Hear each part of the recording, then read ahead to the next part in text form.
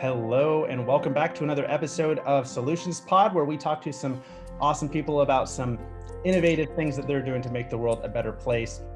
Today, we're going to be talking about a product that until recently has been completely illegal. And although it has a big history with human civilization, it was actually one of the first, if not the first, textiles that was ever mass produced. So very exciting to have Helena with Pushaoo on today.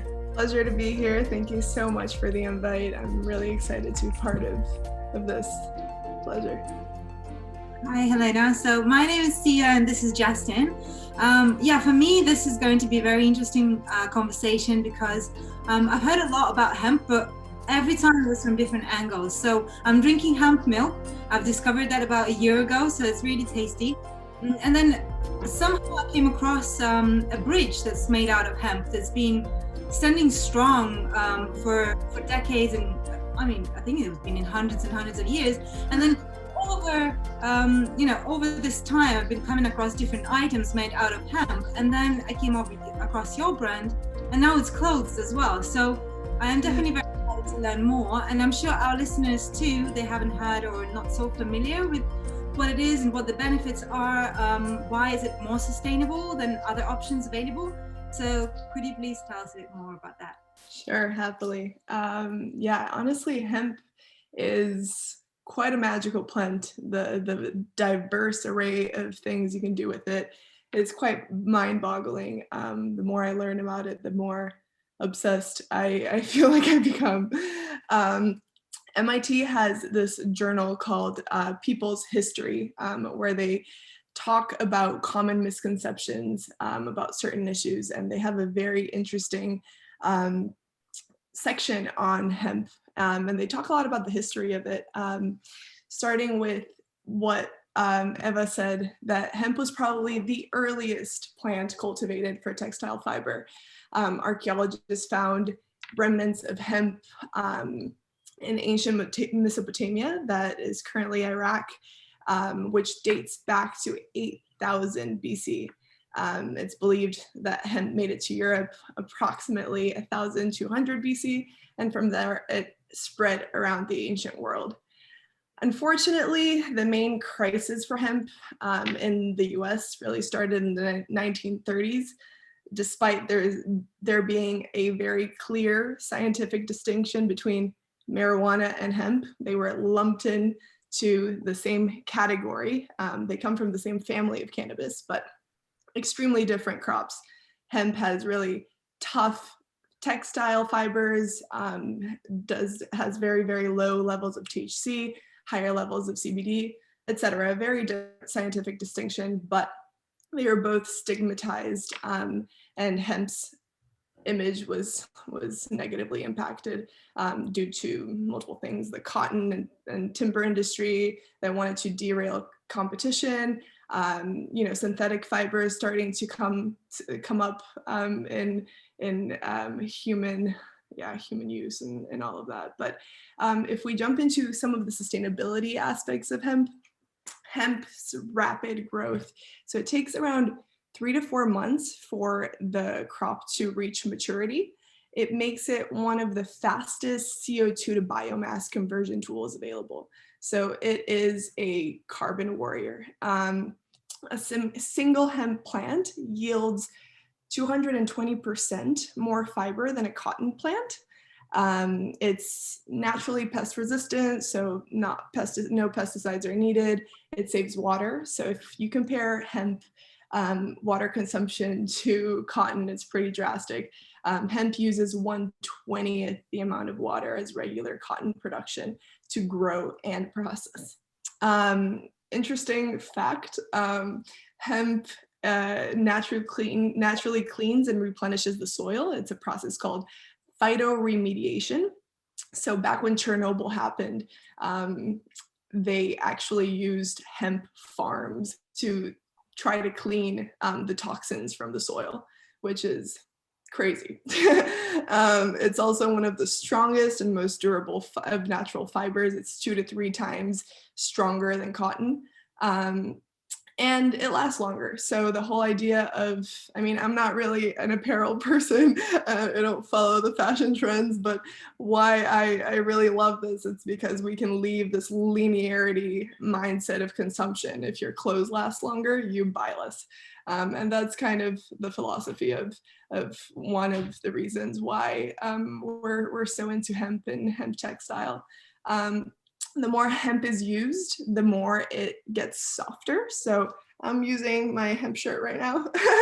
The more you use it, the more it fits. So they say hemp doesn't wear out, it wears in, which I find a funny play on words.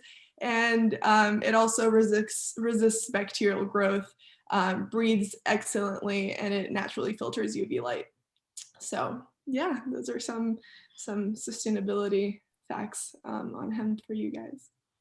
And just to be clear, so Yeah. these clothes, they have so little THC that like it wouldn't do any good to like take them home and burn them. Like that's No, not at all. Okay.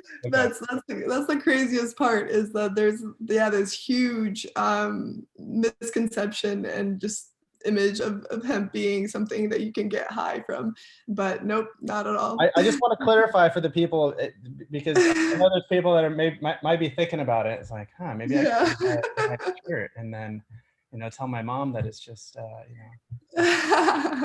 well, that's really great. I'm kind of curious, like how does hemp fabric compare to something like cotton? And like, I guess, have there been any innovations that are made? Because what you're wearing doesn't look like what I'm thinking of as hemp. Because I heard about hemp in like the history books as being like this ancient cloth that's not really like too nice on the skin, but that looks pretty comfortable. So right.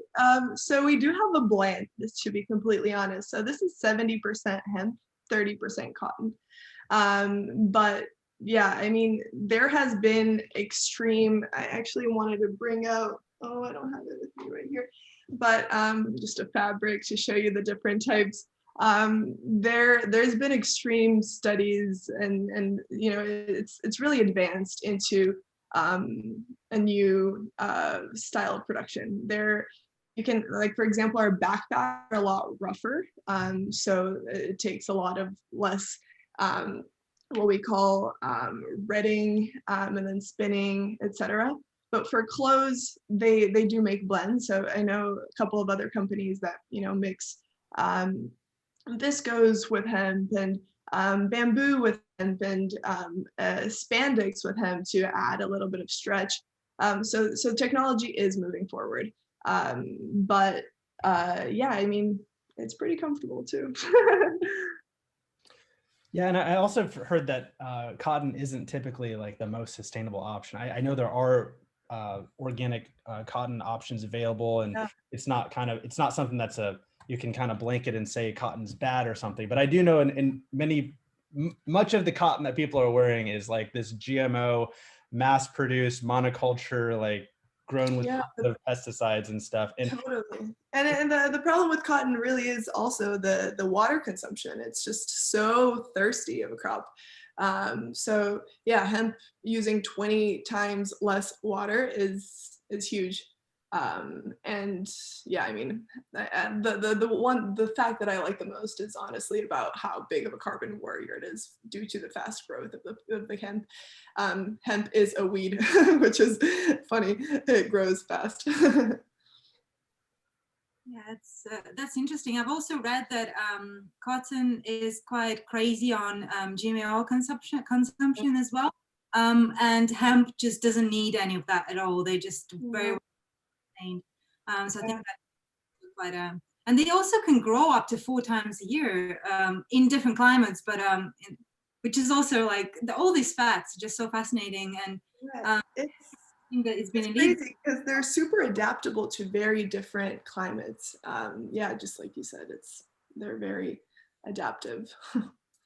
Like a fashion question as well. So you mentioned that you can mix the hemp with other ingredients in order to make the clothes. So does that mean you can pretty much make any clothes for instance, for the gym, and then for going out, and then for sitting at home? So does that cover like all aspects of life, or? Yes and no. I mean, it depends how much money and the resources you have to allocate to it. So, for example, us at Pushaoo, we're a very, very young company, and I got really excited about, jumping into the world of undergarments because I was like, oh, that's one thing that everybody needs, right? Underwear. Most people use it. It doesn't matter what age you are. So we were trying to make underwear made out of hemp. But we weren't able to master the enough stretch that's needed to make it 100% high quality. So you can add stretch to it. You can add all kinds of things to it, but I guess it depends on the amount of resources and expertise that you can put into it. But hemp underwear does exist. There's a couple of other companies. I don't know if you guys follow Chicks for Climate, the Instagram account, but I know the founder of it just launched a hemp underwear business. So. Well, you did touch on, the fact that you're a young business. So as far as I know, that you've opened during the pandemic, which is quite a fascinating fact, but also must be quite a challenging fact as well. So you want to go a little bit into that, like how, Totally. what experience and. Yeah, absolutely. So Pushaoo kind of came to be really randomly. I was working in the United Arab Emirates at Endeavor, which is a global nonprofit that helps high impact startups scale. Found it a fascinating experience. Ended up quitting my job in February, and I was going to move back to the US and join one of my portfolio companies. Between jobs, I went backpacking in India, and that's where I learned about hemp as a textile, familiarized myself with the hemp benefits. We don't source from India, but it's where the ideas started flourishing in. I met this small business owner who was partnering with gypsies outside of Pushkar to make these backpacks. And I don't know, I really loved his story. We sat down and we talked for quite a bit. And I ended up buying 30 bags from him and continuing my journey. Never thinking of starting a business, never really thinking of, making this anything. I was just going to bring it and either sell it on Etsy or gift it to my family. And the pandemic ended up hitting. The company I was going to join canceled their expansion plans. And so I said, well, if not during a pandemic, when will I start something? So I ended up selling out of these backpacks on Etsy, realized there was a demand for hemp products. And I decided to create a brand. I would be lying if I said it's been easy.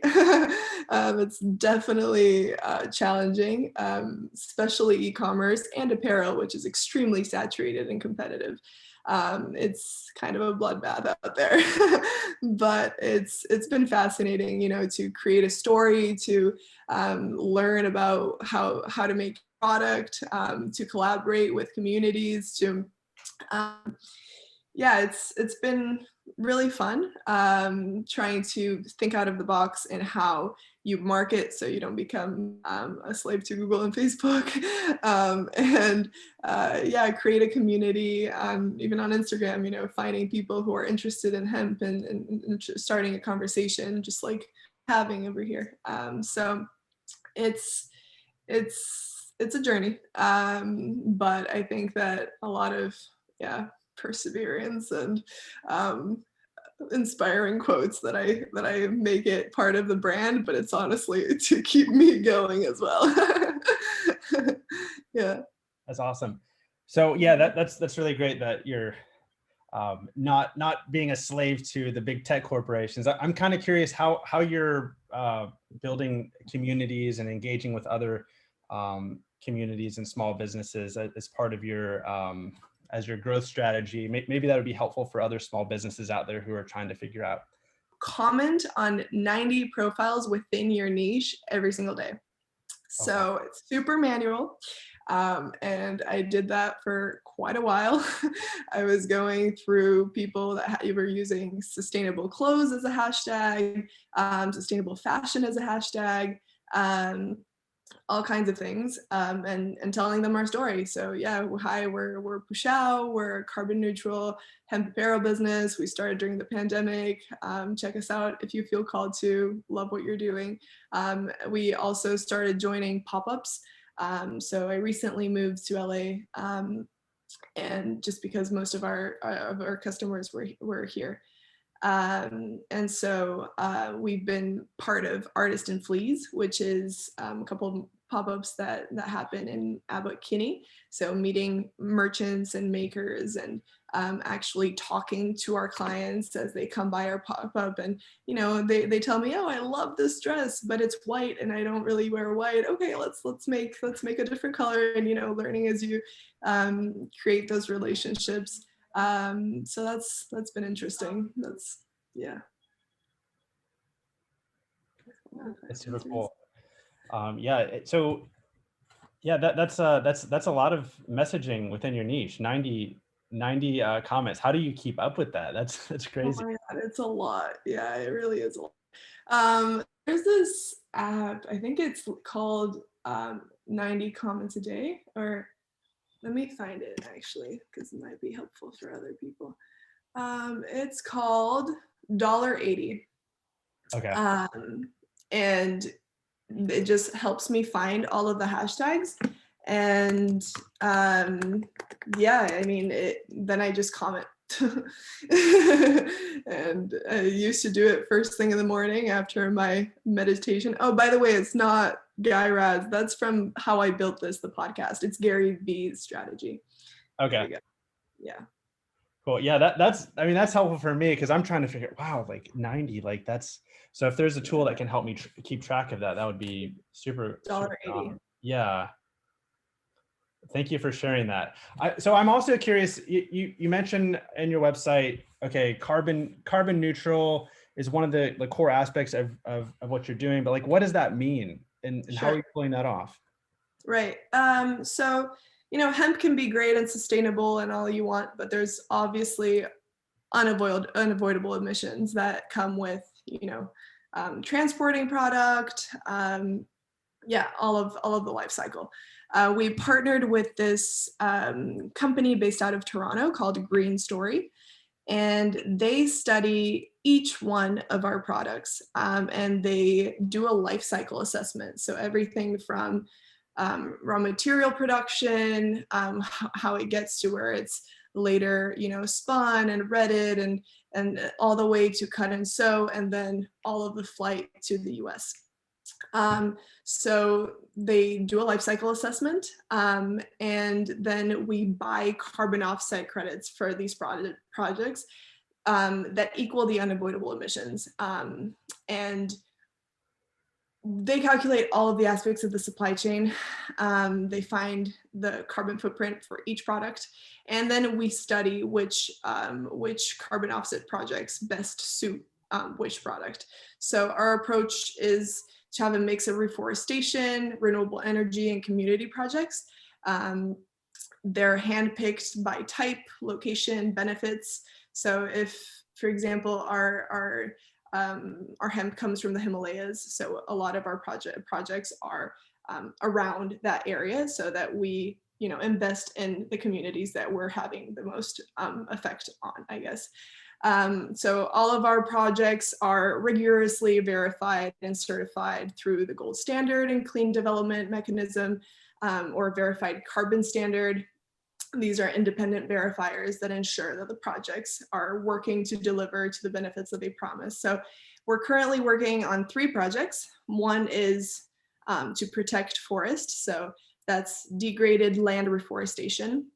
So this project takes degraded land owned by small-scale farmers in Orissa and Chhattisgarh, I can never pronounce it, and supports soil restoring and replanting with trees to increase forest cover, resulting in carbon sequestration.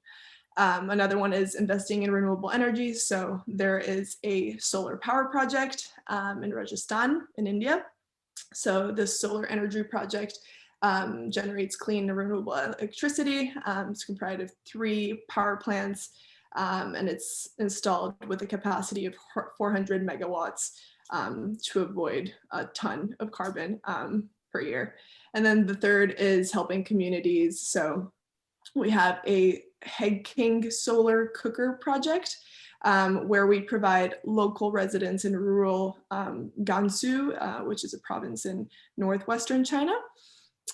So we give them the opportunity to switch to solar cookers for their daily cooking instead of, coal-powered cook stoves. So yeah, I mean, we're young, but we're trying to be conscious of the steps along the way, so that we are true to the story that we try to tell. That sounds very exciting, and I'm sure when the restrictions permit to go and actually visit those communities and those areas where the projects are happening, it's going to be so satisfying for you as well. Oh, yeah, it's been I've been dying to travel and do exactly that. You, on your website, there's also a mention about like for every public post you do plant a tree. So where does that actually happen? Does that still happen in India as well, and how people can participate in that? Yeah, sure. So before we partnered with Green Story, I was doing just offsetting the flights through Carbon Fund Foundation. So it's a foundation that you basically say, this is the weight of my shipment, this is all of the flights that it takes, and then you can offset it. But in addition, I saw the tree planting for every post as an idea for a new marketing strategy that you do good and shares the voice. So those trees, we were picking Brazil. I'm originally from Brazil, so I was picking Brazil as a planting tree place. I think we planted around 30 trees. Nice. So that's still happening. So how can people participate in that? Yeah, absolutely. So all you need to do is post a picture on a public feed wearing your Pushaoo product and then tagging us. And then we will send you a certificate showing the proof of tree planted. Actually, very interesting. If you also purchase a product from our website, you receive an email that outlines the life cycle assessment of your product and all of the projects that you help support through the purchase of your product. That's very cool. Whenever I get my first Pushaoo product, I'll be taking a picture with it. Yay. Right now, Thank you. all I've got right now in terms of hemp is this wallet. It's the only thing I was able to find, but it's such a new thing. Like, it's amazing to me that this has only been legal for 2 years. Like, what was the government thinking? It's like one of the most versatile, useful products. Oh my God, I know. I almost wonder, like, was there some like big corp like lobbying against hemp being used because they knew it was going to cut into the profits because it can be made into like bioplastics and it's like this almost miraculous fiber. Like I was actually randomly looking for natural fabrics that don't I guess they're like antibacterial, and just kind of out of curiosity, and like hemp came straight up to the list. Like it filters UV light, like all these like amazing, it's like more durable than cotton. And so like, is there like some industry insider knowledge that you found out from your journey here? Like, why did it take so long? Yeah, I mean, at the time, so this is like before 1937 when the Marijuana Tax Act happened, there was a lot of push from the cotton and the timber and the oil related industries to real competition. So petroleum-based synthetic textile companies were also, had influence in newspapers, lumber barons who saw, hemp as the biggest threat to their business for paper, cotton and timber wanted to derail competition. So all of that push led to the creation of the Marijuana Tax Act of 1937, which banned hemp production in the United States. And it's crazy that it took 8 decades for us to celebrate, the 2018 Farm Bill that allows hemp to be cultivated, processed, and sold in the US. But I guess, the negative PR that was released against hemp claimed that hemp and marijuana were the same thing, and that it made people angry and destructive. So it's yeah, it was labeled as a narcotic. It's crazy. It was actually classified as a Schedule 1 drug together with cocaine and heroin. It's pretty insane. What's even crazier to me is that the hemp plant, like it does have CBD in it, but like that's the part of the marijuana that's gonna make, or the cannabis that's gonna make you like super calm. So it's like it's not even a danger of having any kind of like a psychotic, you know, whatever they're imagining. Like it's just complete BS. But I'm glad that we're on the track of like logic now, because I think you know, it's also like, wasn't that the same year that 2018 where they made CBD like legal for people to like buy as well? Is that the same bill that was? Yeah, so it's the Farm Bill. So that's when, well, actually, yeah, I think it decriminalized. No, because federally it's still illegal for you to sell marijuana. Oh no, but CBD, yes. Okay, yeah, I think, yeah, 2018 Farm Bill encompasses hemp, which encompasses CBD, to my knowledge. And all of you watching this, if you are experts in this, feel free to leave a comment. That really helps. Yeah, please.